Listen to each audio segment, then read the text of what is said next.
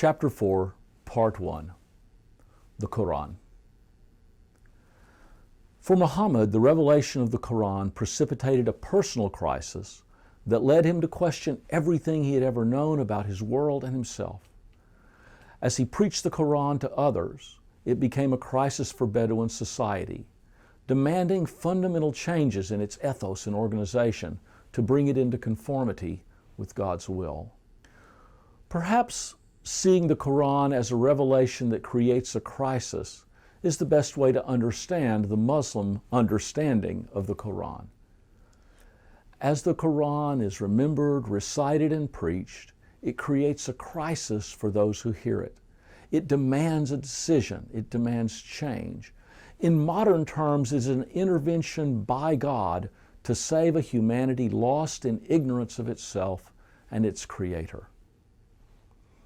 This intervention has both intellectual content that Muslims find endlessly rich and worthy of reflection, and a psychological impact deeply resonant through poetry, whose sound alone is believed to penetrate the soul.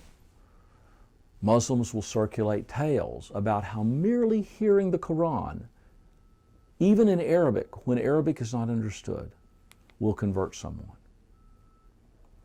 Let's listen now to the Fatiha. Bismillahir Rahmanir Rahim.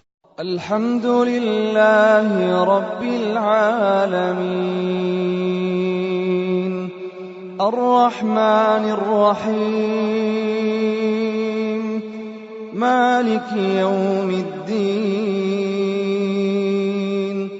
Iyyaka na'budu wa iyyaka nasta'in. اهدنا الصراط المستقيم صراط الذين أنعمت عليهم غير المغضوب عليهم ولا الضالين.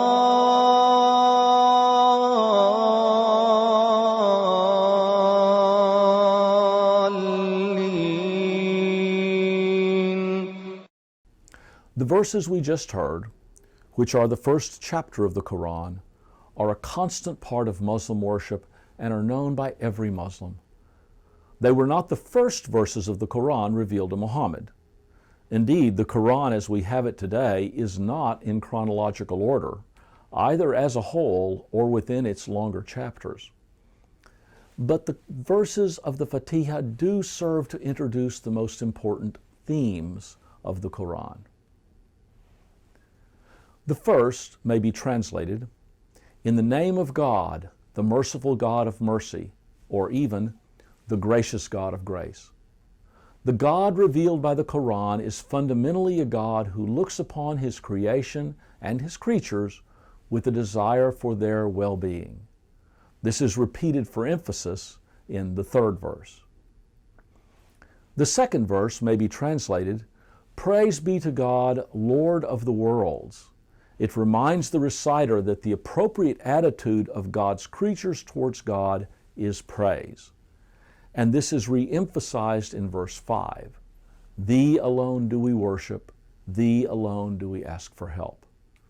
Islam means at its most basic, submission to God, making God the Muslims' one and only object of worship and ultimate source of help.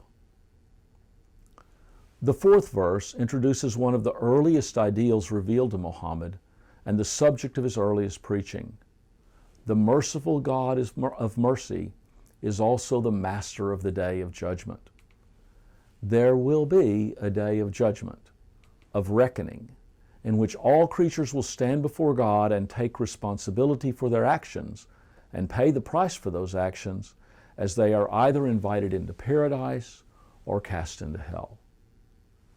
Every human is regarded as capable of doing more good than evil, and thus, with God's help, of gaining a place in paradise.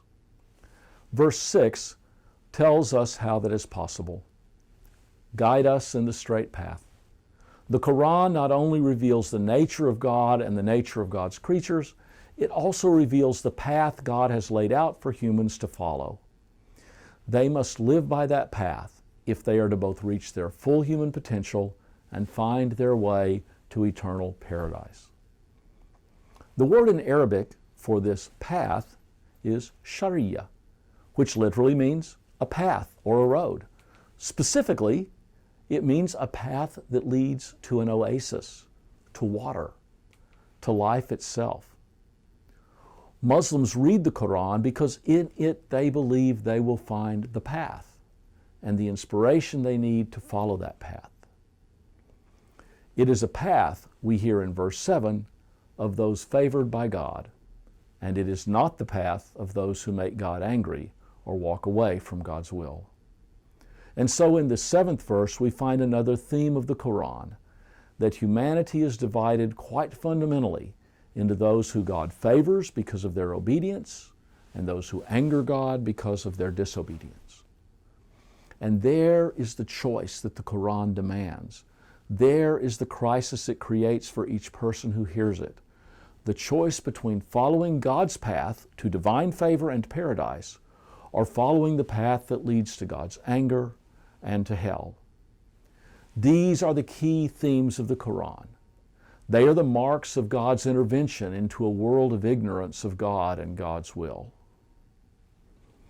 Yet, there is more that is necessary for God's revelation to be complete. It must also explain the uniqueness of the Qur'an in relationship to other revelations and the uniqueness of Muhammad in relation to other prophets. And that we will take up in the next video. Thank you.